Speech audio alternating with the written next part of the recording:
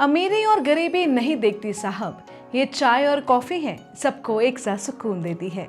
नमस्कार, स्वागत है आप सभी का आपके पसंदीदा कार्यक्रम डॉक्टर कंचन नेगी शो में, जिसका उद्देश्य है देश विदेश से विभिन्न क्षेत्रों में उत्कृष्ट कार्य कर रही शख्सियतों और संस्थाओं को आप सभी से रूबरू कराना, विभिन्न पर्यटक स्थलों के साथ साथ इतिहास, विकास, विज्ञान और चर्चित मुद्दों पर जानकारियां साझा करना और साथ ही सरकार की योजनाओं को आम जनता तक पहुंचाना। और आज की इस कड़ी में हम आपको कॉफ़ी के बारे में बताने जा रहे हैं। पर आगे बढ़ने से पहले यदि अभी तक आपने हमारे चैनल को सब्सक्राइब नहीं किया है तो हमारे चैनल को तुरंत सब्सक्राइब कर लें। दर्शकों, बहुत से लोग कॉफ़ी के बड़े शौकीन होते हैं और इसके नए नए स्वाद की तलाश में दुनिया भर छान मारते हैं। लेकिन क्या आपको पता है कि दुनिया की सबसे महंगी कॉफ़ी कौन सी है और क्या बात उसे सबसे खास बनाती है? इस कॉफ़ी का नाम है कॉपी लुवाक। इसका एक औसत कप अमेरिका में लगभग 6,000 रुपए का मिलता है। दिलचस्प बात यह है कि ये कॉफ़ी कई एशियाई देशों समेत दक्षिण भारत में भी बनती है। लेकिन इससे भी दिलचस्प ये है कि इसे बिल्ली जैसे पशु के मल यानी शिट से तैयार किया जाता है। दर्शकों, बिल्ली की ये प्रजाति काफी काम की मानी जाती है। सिवेट बिल्ली के मल से तैयार होने वाली इस कॉफी को बिल्ली के नाम पर सिवेट कॉफी भी कहते हैं।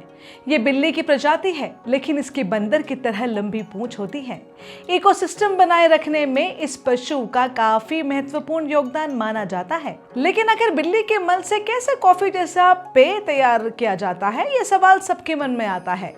इसका जवाब ही हम साथ साथ जानते चलेंगे। ये बिल्ली कॉफी बीन्स खाने की शौकीन होती है। दरअसल होता यह है कि सिवेट बिल्ली को कॉफी बीन्स खाने का बहुत शौक है। वे कॉफी की चेरी को अधकच्चे में ही खा लेती हैं। चेरी का गूदा तो पच जाता है, लेकिन बिल्लियां उसे पूरा का पूरा पचा नहीं पाती, क्योंकि इसके लिए उनकी आंतों में उस तरह के पाचक एंजाइम्स नहीं होते। ऐसे में होता यह है कि बिल्ली के मल के साथ कॉफी का वो हजम ना हो सका हिस्सा भी निकल आता है और इसके बाद उसे शुद्ध किया जाता है। सभी तरह के जर्म से मुक्त करने के बाद आगे की प्रक्रिया होती है। इस दौरान बीन्स को धोकर भुना जाता है और फिर कॉफी तैयार होती है। अब सवाल ये आता है कि बीन्स को बिल्ली के मल से ही लेने की क्या जरूरत? इसे सीधे भी तो तैयार किया जा सकता है, लेकिन नहीं। बिल्ली के शरीर में आंतों से गुजरने के बाद कई तरह के पाचक एंजाइम्स मिलकर इसे बहुत बेहतर बना देते हैं। यहाँ तक कि इसकी पौष्टिकता भी कई गुना बढ़ जाती है। अब आपके मन में ये सवाल होगा कि आखिर क्यों पसंद की जाती है ये कॉफी? बताते चलेंगे कि नेशनल ज्योग्राफिक की एक रिपोर्ट में बताया गया है कि बिल्ली की आंतों से गुजरने के बाद इन बीन्स में पाए जाने वाले प्रोटीन की संरचना में बदलाव होता है। इससे कॉफी की एसिडिटी निकल जाती है और ज्यादा शानदार और स्मूथ पेय तैयार होता है। सिवेट कॉफी को खाड़ी देशों, अमेरिका और यूरोप में काफी शौक से पिया जाता है और इसे आम लोगों को नहीं बल्कि रईसों का शौक कहा जाता है। कर्नाटक के कुर्ग जिले में भी इस कॉफी को तैयार किया जाता है। दर्शकों, वहीं एशियाई देशों में इंडोनेशिया में इसे भारी मात्रा में बनाया जाता है। Okay, Miss Doctor. Coffee, beans, yes. Yes. The roasted ones Yes. From the sheet. from the sheep.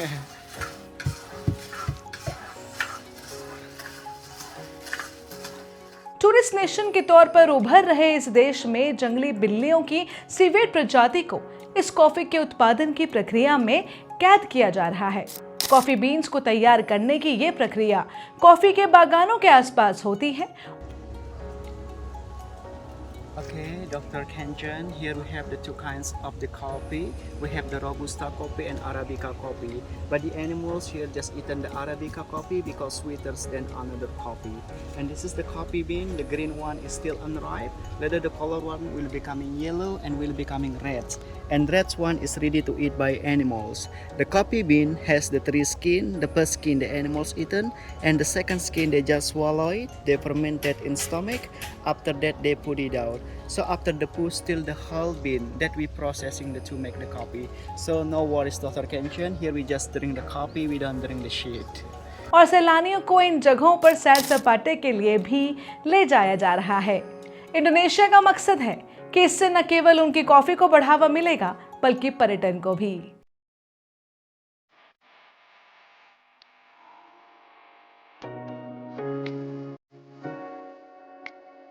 Dr. Dr. Kenshin. This is the seed of the animals, but this has been dried. We dried around 2 weeks under the sun, and after that we clean. We wash by hot water, and the result like peanut like this. So the poo and then the beans, it doesn't connect it. And after that we peel it the skin. We just took the beans only. So 100% the poo has gone. So here we just drink the coffee. We don't drink the shit. And after that we directly to roasting there.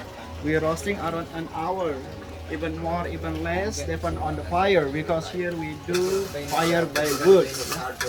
After we roasting and then the color get brown like this, and then directly we put here and then we ground it. We ground it. After we ground it, we filter.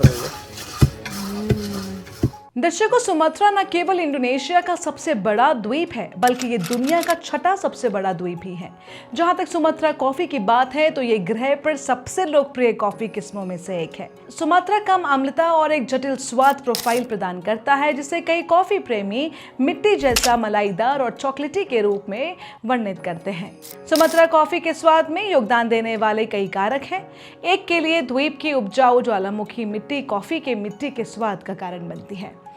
गीली छीलने की प्रक्रिया की शुरुआत में किसान coffee beans को इकट्ठा करने के लिए कॉफी चेरी की बाहरी परतों को हटा देते हैं। फिर बीन को पानी में भिगोया जाता है और सूखने के लिए बिछा दिया जाता है। फलियों को एक मिल में ले जाया जाता है, वहां वे सूखती रहती हैं।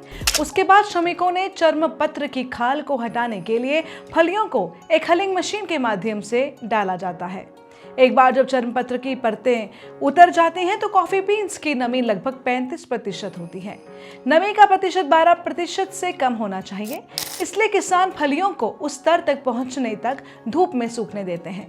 सुमात्रा उन कुछ स्थानों में से एक है जो इस प्रक्रिया का उपयोग करते हैं, जिससे कॉफी की डिमांड और अधिक बढ़ जाती है। जावा द्वीप की बात करें, बताना चाहूंगी दर्शकों कि शायद ये नहीं जानते होंगे कि जावा एक इंडोनेशियाई द्वीप है जहां दुनिया की कुछ बेहतरीन कॉफी बनाई जाती है। दरअसल 17वीं शताब्दी के दौरान Dutch east India company Indonesia में अरेबिका कॉफी के पौधे लेकर आई थी। जावा की अधिकांश कॉफी 5 सरकारी स्वामित्व वाली संपत्तियों पर उगाई जाती है। हालांकि हाल के वर्षों में जावा में छोटे किसानों के खेत उच्च गुणवत्ता वाली कॉफी का उत्पादन कर रहे हैं, जिससे उपभोक्ताओं को और भी अधिक विकल्प मिल रहे हैं। दर्शकों, पूर्व में सिलिप्स के नाम से जाने जाने वाली सुलावेसी में 6 अलग अलग प्रांत हैं। दक्षिण सुलावेसी इन प्रांतों में से एक है जहां सुलावेसी की अधिकांश कॉफी उगाई जाती है, विशेष रूप से छोटे खेतों पर तोराजा हाईलैंड्स में। ये किसान अधिकतर गीली पतवार विधि का उपयोग करते हैं, लेकिन उनमें से कुछ अपनी कॉफी बीन्स को पूरी तरह से धोते हैं। क्योंकि तोराजा एक पहाड़ी क्षेत्र है, इसलिए ये इंडोनेशियाई द्वीपों की तुलना में अधिक ऊंचाई पर कॉफी उगाने की अनुमति देता है। जब अन्य इंडोनेशियाई कॉफी की तुलना की जाती है तो सुलावेसी स्पेक्ट्रम के हल्के पक्ष में होती है। हालांकि ये अभी भी कम अम्लता और मलाईदार बनावट के साथ एक मजबूत बोल्ड बदलाव है। सुगंध पौष्टिक और चॉकलेट जैसी है, जबकि स्वाद फल, डार्क चॉकलेट और दालचीनी और इलायची जैसे मसालों का स्वाद प्रदान करता है। अन्य इंडोनेशियाई द्वीपों की तुलना में फ्लोरेस अपेक्षाकृत छोटा है, जो अंत से अंत तक 200 मील तक फैला हुआ है।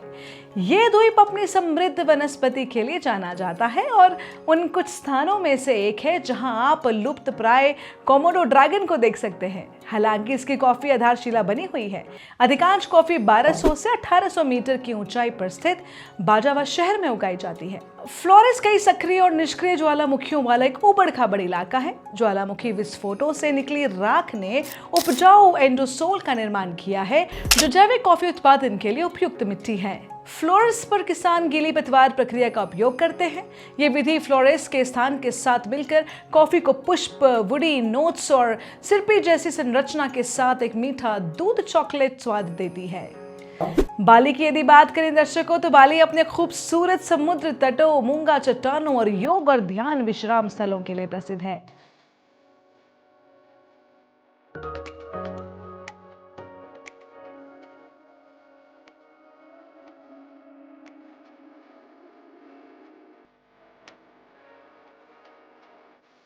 यह उष्णकटिबंधीय स्वर्ग इंडोनेशिया और दुनिया को कुछ बेहतरीन कॉफी प्रदान करता है। कॉफी का अधिकांश भाग चिंतामणि हाईलैंड्स में उगाया जाता है, जो बटुकारू और अंगुंग ज्वालामुखी के बीच स्थित है। फ्लोरेंस की तरह ही ज्वालामुखी की राख उच्च गुणवत्ता वाले कॉफी के पौधों को उगाने के लिए मिट्टी को ताजा रखने में मदद करती है। दर्शकों, अधिकांश किसान कॉफी बीन्स के लिए धुली हुई प्रक्रिया का उपयोग करते हैं। ये कॉफी को बहुत अधिक कड़वी स्वाद के बिना एक मजबूत बॉडी देता है। बाली कॉफी में फूल, नींबू, चॉकलेट और अखरोट विशिष्ट नोट हैं। ब्लैक कॉफी की यदि बात करें तो ब्लैक कॉफी का सेवन मेमोरी के लिए अच्छा माना जाता है। असल में ब्लैक कॉफी दिमाग को शांत कर मेमोरी पावर को बढ़ाने में मदद कर सकती है। यही नहीं दर्शकों, ब्लैक कॉफी टाइप 2 डायबिटीज के खतरे को कम करने में भी मदद करती है। बिना चीनी के ब्लैक कॉफी का सेवन शुगर को नियंत्रण करने में भी मदद कर सकता है। मोटापा घटाने की बात करें दर्शकों तो ब्लैक कॉफी में कैलोरी की मात्रा बहुत कम पाई जाती है, जिससे तेजी से वजन कम किया जा सकता है। ब्लैक कॉफी फैट को तेजी से बर्न करने में कारगर मानी जाती है। दर्शकों, यही नहीं, ब्लैक कॉफी पीने से स्ट्रेस और डिप्रेशन भी दूर होता है। कॉफी में पाए जाने वाला कैफीन शरीर में सेरोटोनिन, डोपामाइन और नोराड्रेनलिन की मात्रा को बढ़ाता है, जो कि मूड को हल्का करने में मदद कर सकता है। साथ ही अल्जाइमर रोग अधिक उम्र के लोगों को प्रभावित करता है और आमतौर पर 65 वर्ष से अधिक उम्र के लोग ब्लैक कॉफी पीने से अल्जाइमर रोग के खतरे को भी कम कर सकते हैं। लीवर की बात करें तो ब्लैक कॉफी के सेवन से लीवर को हेल्दी रखने में काफी मदद मिलती है। ब्लैक कॉफी रक्त में पाए जाने वाले हानिकारक लीवर एंजाइम के स्तर को कम करने में मदद करता है।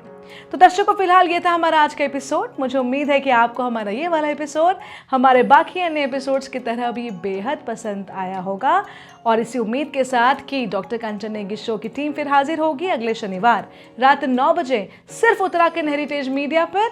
चलते चलते कहना चाहूंगी, वक्त से लड़कर जो नसीब बदल दे, वक्त से लड़कर जो नसीब बदल दे, इंसान वही जो अपनी तकदीर बदल दे।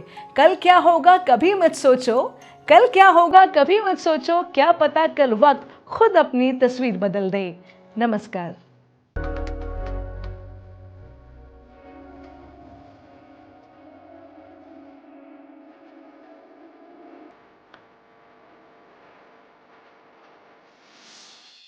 हम सभी जानते हैं कि आज के टाइम में इंग्लिश स्पीकिंग कितना ज़्यादा इम्पोर्टेंट है। तो क्या आप भी इंग्लिश सीखना चाहते हैं, फर्राटेदार इंग्लिश बोलना चाहते हैं, अच्छे अंग्रेजी के मुहावरों के साथ साथ आम बोलचाल में भी अंग्रेजी का प्रयोग करना चाहते हैं, अपने कॉन्फिडेंस और व्यक्तित्व यानी पर्सनालिटी का विकास करना चाहते हैं, या अपने अंग्रेजी लेखन को और बेहतर बनाना चाहते हैं, या फिर प्रोफेशनल कम्युनिकेशन स्किल्स सीखना चाहते हैं, आप स्कूल, कॉलेज या कॉम्पिटिटिव एग्जामिनेशंस के लिए इंटरव्यू स्किल्स और ग्रुप डिस्कशंस में पारंगत होना चाहते हैं, तो चाहे आप विद्यार्थी हैं, वर्किंग प्रोफेशनल या house maker, we are here to make your communication skills way better. Summer batch के लिए संपर्क करें doctor Kanchan Negi, founder ebullient English international institute, Dehradun.